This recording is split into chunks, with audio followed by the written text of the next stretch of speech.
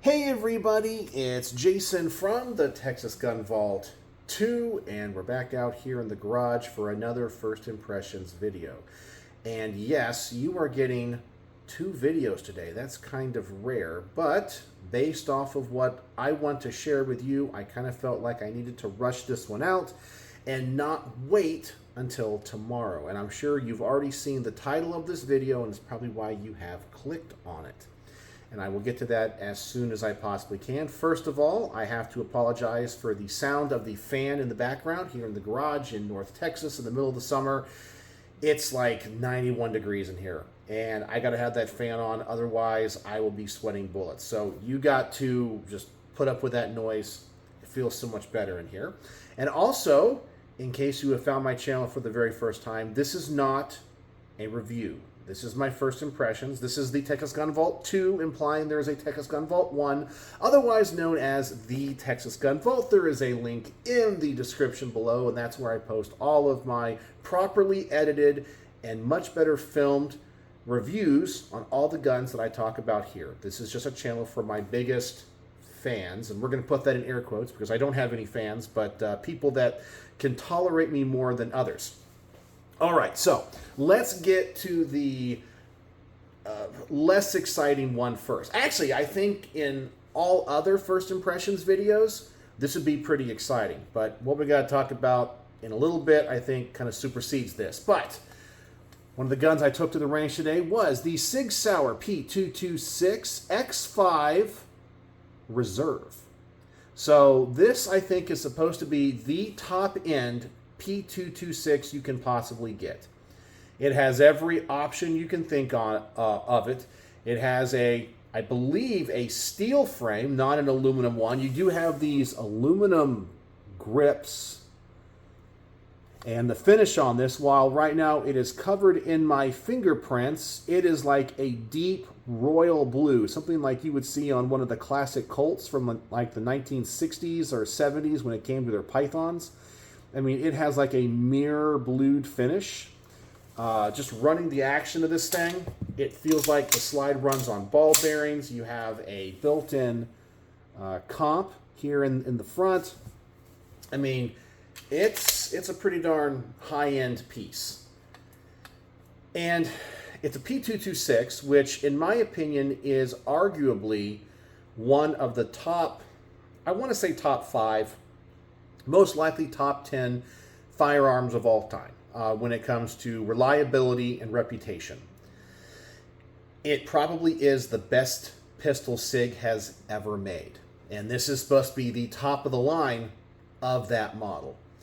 And it definitely shoots like it is. But there are a few downsides to it. Let's talk about the positive first, because I always want to be positive, okay? This thing is a freaking tack driver. You notice I'm running iron sights on it. D, who lent this to the channel for review, said he had a red dot for it. But I just wanted to get through this review and kind of put it in the queue faster. And I'm sure glad I did, because I shot this gun probably better than I would have with a red dot shooting the iron sights. This gun, for me, is exceptionally accurate. It is pretty darn amazing in that department. I can't miss with it, okay? Especially if I'm taking my time. It was so easy to get a great group. It shoots just as good as the Staccato 2011s that I have reviewed, that I absolutely love and rant and rave about their accuracy. When it comes to how the gun feels, that's where I'm actually disappointed with this gun. Because one of the things about a P226 that I like is just the way it feels. It's hard to explain, and it's not that it feels amazing, it's just that I have a nostalgic feeling for classic SIGs. With the aluminum frame, those polymer grips, it has a certain recoil to it. This doesn't feel like a SIG P-Series pistol. It feels like something else. And actually, the recoil is a little bit sharper than a standard like mil-spec SIG. It's single action only, has the flat face trigger, not always the biggest fan of that. But the trigger is really good But I discovered that while I can shoot this gun very accurate slowly, the faster I shoot it, I actually struggle with the trigger a little bit, in that I can't get a good tempo with it when I did the mag dump test and the quick magazine change test, and I'm not as accurate with it when I shoot it faster. I am not a big fan of the comp. So in my opinion, if you want any gun that has any type of gas deviation to try to lower the recoil, you should go with ported barrels over compensators. Ported barrels are always going to be more effective because they siphon the gas off behind the projectile as it goes down the barrel, and that gas is leaving the ports at extremely high pressure. When you have a compensator, it's after the barrel. So the barrel goes out to about, where the end of the the front sight is. So once the projectile leaves the barrel, you have gas escaping in every direction, and it tries to capture some of that and funnel it upward. So it's not as effective as a ported barrel. And in that way, I'm disappointed with it, because when I shot it fast, I still got a lot of muzzle rise, where on ported barrels, typically it keeps the gun lower. So I think it does not benefit the gun to have the comp on it. The guns that do have comps that are built into the barrel, while I hate the way they look, they function a little bit better because they add weight to the end. Because this comp is built into the slide, you don't have that extra weight on the front of the gun helping you as well keep the gun down. It was still fine when I shot it fast, it just was not as effective as porting. As I said, the trigger, not as nice as I was hoping it would be, and it doesn't feel like a Sig. It feels like something entirely different, but the accuracy is off the chart. It ran reliably. It performed great. So it passed all of my tests with flying colors. It's just different, and I think that's what I was so surprised about. The other thing, upon kind of investigating this gun and looking at it, that I am slightly disappointed with Sig when it comes to their choice of parts. Because this is part of their reserve collection, it's supposed to be a relatively rare and hard to get gun that is the pinnacle of their model line. But I believe there are parts on this gun that are MIM, or they're not forged metal. And you're probably asking yourself, why is that important? I think it's important because of the tier that this gun is supposed to represent. That Sig should have gone above and beyond and made sure every part, including the safeties and especially the hammer, are forged. Now, I could be wrong. I'm going to have to investigate this, but it doesn't feel like the metal and the machining on the small parts when it comes to the thumb safety, the slide release, and the hammer. In fact, you can even see the shape of the hammer here. See how it has like this little, I guess it's kind of a lightning cut to kind of like, I guess, reduce its weight or something. It looks nice, but it doesn't strike me as a forged part. I will have to double check that. I'm not really sure what that is. I don't know if it's a MIM part or if it is, what's the other one, a cast part? I don't know. These parts look cast or MIM to me. The trigger looks nice, and I believe the takedown lever is also of a good quality. I could be wrong, I don't know, because look at there.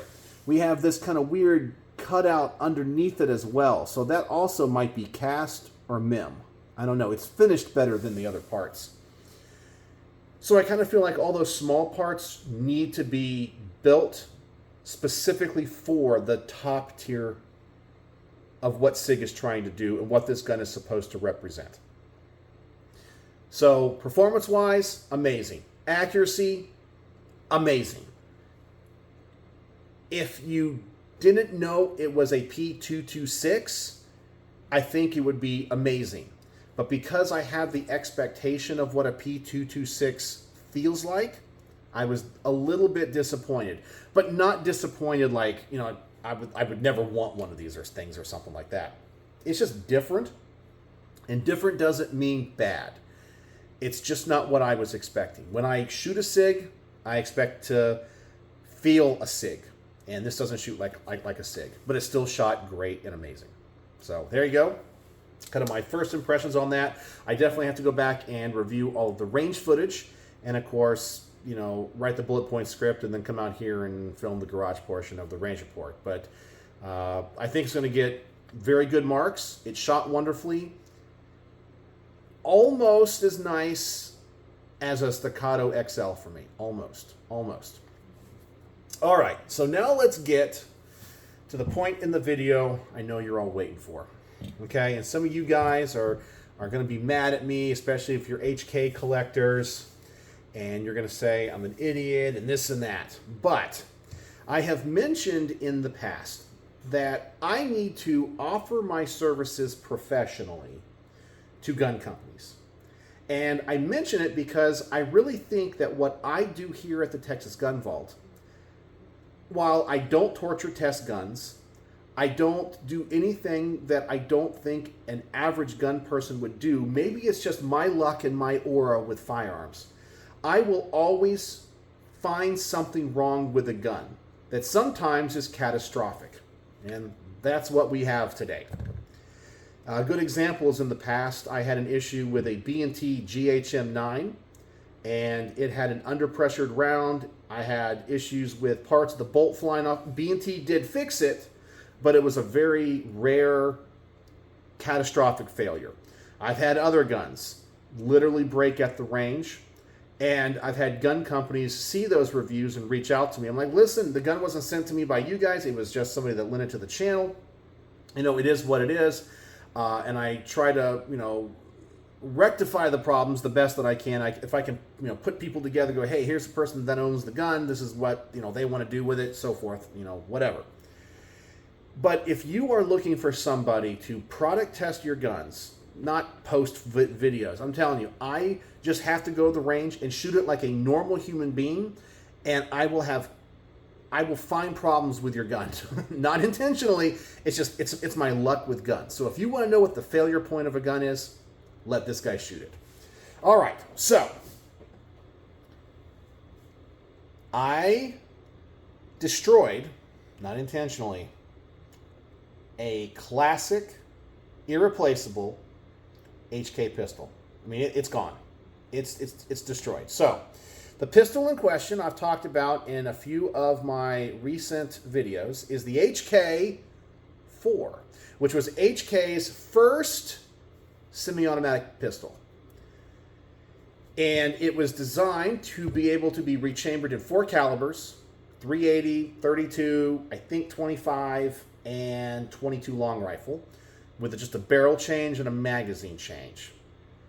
And it was not designed to be a military pistol or a heavy duty pistol. It comes apart very different than other pistols. There's a little button here in the trigger guard you push, and you can take the slide up and off.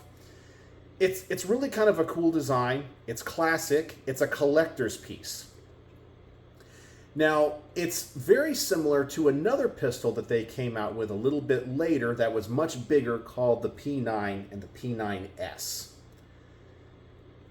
And I have one of the P9S's, and what makes those really interesting is that it uses a roller delayed bolt inside of the slide that is very reminiscent of an HK MP5 submachine gun.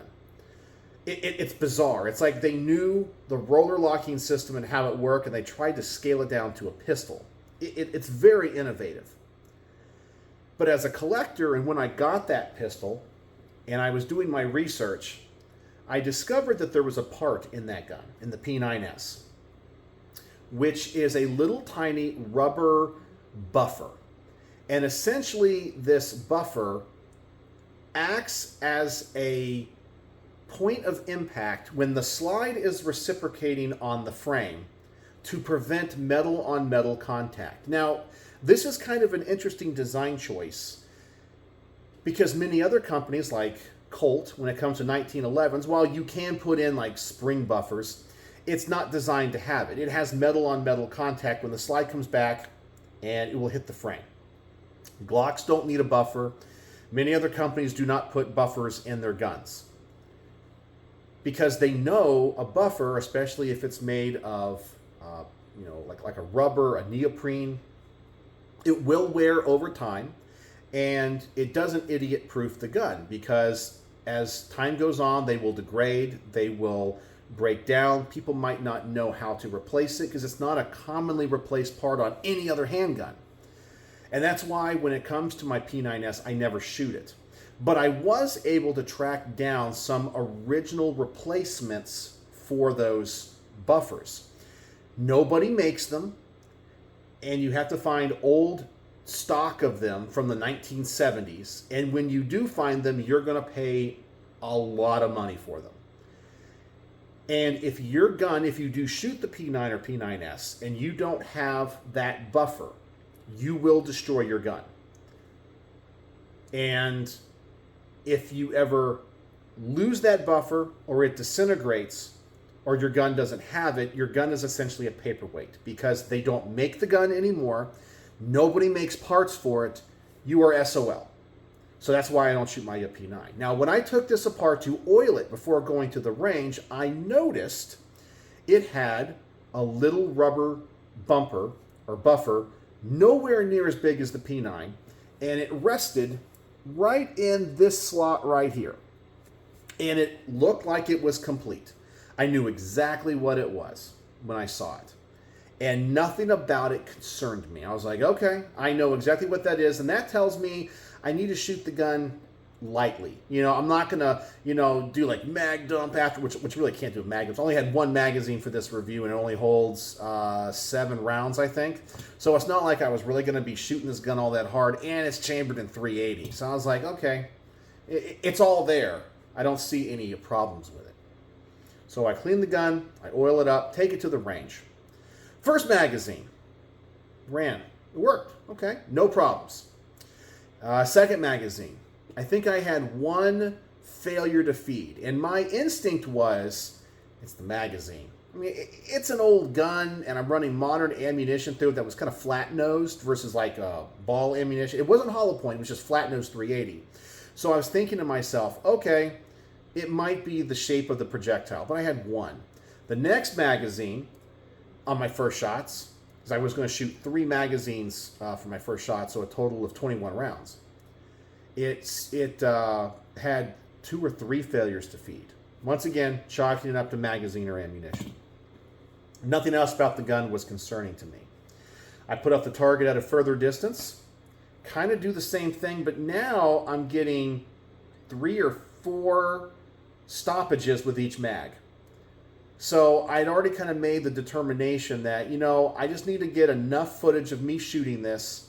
We'll come back to the garage. I'll talk about it being an older design. Maybe it's not capable of flat-nose 380. Maybe I'll take some ball ammunition back to the range later. It's a cool little thing. It's going to be more of a historical range report where I talk about the history of the gun than really, testing it, because it's a collector's piece and there's very few of them out there. So I said, okay, I'm going to do one more test, the hollow point test. And no, it was not hollow point plus P. It was just like standard loaded hollow points. And so I'm shooting it, and the second or third round in the magazine, the slide locks open like the other failures, like a failure to feed. And so I then try to close the slide and rack the slide, close it so it would chamber that round. And I realized the slide was literally frozen. Like it was kind of locked halfway. I was like, okay, well, I turned off the camera and I dropped the magazine. The magazine came out fine. There was no round in the chamber. I pulled everything out of it, and I could not get the slide to move. It was frozen. So I thought to myself, okay, well, maybe it just needs to be taken apart because maybe the rails, there's some carbon buildup or something inside the slide. That's just what it is. Not a big deal. I'll clean it, re-oil it, and we'll finish the range report. So I tried to take the gun apart. So I tried to push the slide back into battery because that's the way the gun would essentially come apart. And as you can see, you can put the slide onto the frame like this, and it comes off the front. It's really weird. You don't have to pull the slide back to take it off. So I got it back in battery. It was really hard to do, and I tried to take it apart by pushing the button, and it was also kind of seized. I was like, okay, well, I was able to push it enough. I got the slide off, and this thing fell out. And I was like, okay, what'd I bust? What fell off the gun? So I'm looking at the frame, and I realized that little rubber buffer is gone. Uh-oh, okay. I don't see it anywhere in here. I checked the table that I was working on. Look in the slide. Look in the frame. Look around the magazine. It's not here. So it literally disintegrated. And this was a metal part that went around the buffer here in the front. Let's see if I can show you. It went like right in here essentially, and the buffer would be between those two parts. So this thing broke off, and from what I can tell, it broke off down here in the frame. And so that meant that the slide was now reciprocating, and it was hitting metal on metal right here in the front. And let me show you what it did. So in just like 4 or 5 magazines of just 7 rounds each, it literally ate away the front of this, put big gouges in it, and take a look at that. Right there, the frame is cracked where that pin is, and it's raised up. You can see it. Let's see if I can get it more in focus here. It is cracked. And so when this came up, it now rubs on the bottom part of the slide. It's going to be irreplaceable. It's not fixable. I mean, maybe somebody can do something, but I seriously doubt it because it would require welding or building the material up, sanding that down, building it up again, and I don't think that's possible. And this just goes to show that the metallurgy of these pistols were not that great. And HK knew it because they had those rubber buffers in there. And so it just destroyed the pistol. So I'm going to make the range report from the perspective of if you ever see one of these classic pistols, historic pistols, at a shop, a show, whatever, and you pick it up, or you have one in your collection, you inherit it from grandpa or whatever, you need to know to be careful because it's worth a lot of money if it's in one piece, even if you never fire it. However, if you do fire it, this is what can happen. But HK knew about this because they put a buffer in this, and that was probably the original one. It disintegrated. I don't know when the last time this gun was shot. It was in the pistol, so it wasn't like I was ignorant of that fact. And I didn't think that 380 was going to be that destructive to that buffer, but I think it just disintegrated. It was probably a 45-year-old buffer. It disintegrated in a very short order, started to cause problems. It ate the frame away, and because these were not made with great metals, just the reciprocation of a 380 slide, this is stamped sheet metal, by the way, onto this metal, which I don't know what it is. It's not like it's forged steel or anything. It just chewed it up. And so this gun is no longer shootable. And there it is again. Actually, you can see it right there. You can see that crack in the back, and you can see how it's separated in the front. And I should be able to move that a little bit if I push that down. So it's toast. The gun's toast. So I destroyed, not intentionally, and not even trying to shoot it hard, a classic historic HK. Now, there is some good news about this, okay? Before you HK lovers, which by the way, I'm a huge HK lover, so my heart's kind of broken over this. I contacted the owner of this pistol as soon as it happened. His name is David, and he's a cool guy. And he has quite an extensive collection. And so I messaged him and said, David, I said, you're going to kill me. You're probably never going to lend a gun to my channel again. And he goes, Jason, don't sweat it. He says, I picked that thing up in like an estate sale, and you know me, I like guns that have the complete set. You know, the box, paperwork. You know, in the case of this gun, he would really want one with like all 4 caliber conversions. He probably has one or multiple of them. It's the kind of collector he is. And he says, I bought that one, and the reason I let you borrow it is because it's not sentimental. I don't really think it's all that valuable. It doesn't have a box. I have 1 magazine with it. There's no paperwork. I don't know its history. It was part of just an estate sale that I bought for something else in that collection. So he's not heartbroken over it.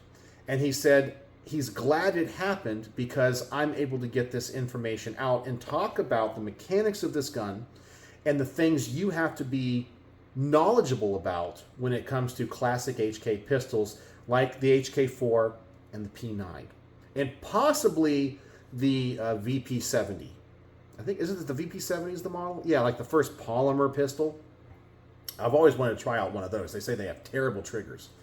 But this is just a learning thing, and I had inspected this pistol before taking it to the range. I oiled it and cleaned it, and lubricated the rails, and did notice there was a buffer in there. And I assumed it would not disintegrate. I wasn't going to shoot the gun hard. You guys know I don't torture test guns. It disintegrated, it busted, and now the gun is not working. And there's probably going to be no way to fix it. Now, I do believe it's salvageable from the perspective of the barrel, the slide, and parts off of this are worth something to people that need parts for their HK4. So that's probably what's going to happen to this when I return it to David. These parts will live on in other guns, but this one will have to be cannibalized, unfortunately, because the frame, which is the serialized part, there's the serial number right down there, the frame's cracked. That's it. So Jason from the Texas Gun Vault destroyed a classic, irreplaceable HK pistol. Now, are these the most sought after? No. They're not like the P7s, but they are coveted by HK collectors. A lot of people think you got to have one in your collection. They did not make and import a ton of them. I've never seen a complete set with box, papers, the gun, and all 4 caliber conversions. I've never laid my eyes on that. This one was only in 380. So there you go. So it's going to be a range report where I talk about what I discover about the gun, the history of the gun, the model itself, not this gun personally. Go to the range, show my discovery of this issue, and talk about a warning for all HK collectors and shooters that shoot the classic pistols, because you can't get parts for these. You can't. No one makes them. So there you go. I destroyed an HK vintage classic pistol, and I was not trying to, and I was treating the gun with respect and shooting it slowly. And that's it. So it's all I can do. Guns are machines. They can break. And HK has a reputation for indestructibility, and I destroyed it. But that's what I do here at the Texas Gun Vault inadvertently with so many guns. And as I said, I will offer my services as a consultant to any firearms manufacturer that wants to have their firearm put through the Texas Gun Vault test. I won't release the data to anybody else, but I guarantee you I will find how your gun breaks and falls apart just by shooting it like a normal gun guy. That's it. It's just my luck. I don't know. It's my gift, I guess. So anyway, tell me your thoughts. Are you mad at me? I destroyed a classic legacy HK gun for the 1970s. It's gone. It's not going to work again. So tell me your thoughts, and do you hate me?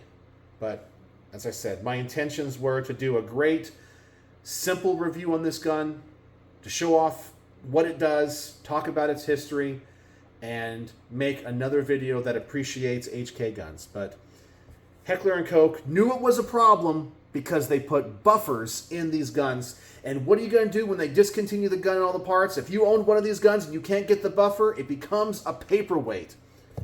So anyway, there you go. So let me know what you think in the comment section below. And if you watch to the end of this video, boy, what's the word of the day? What's the word of the day? Word of the day is going to be failure. failure, because we had a catastrophic failure with the HK4. So now tell me what you think in the comment section below. Thank you for joining me here in the garage, and let's have a great discussion. So, as always, thanks for watching.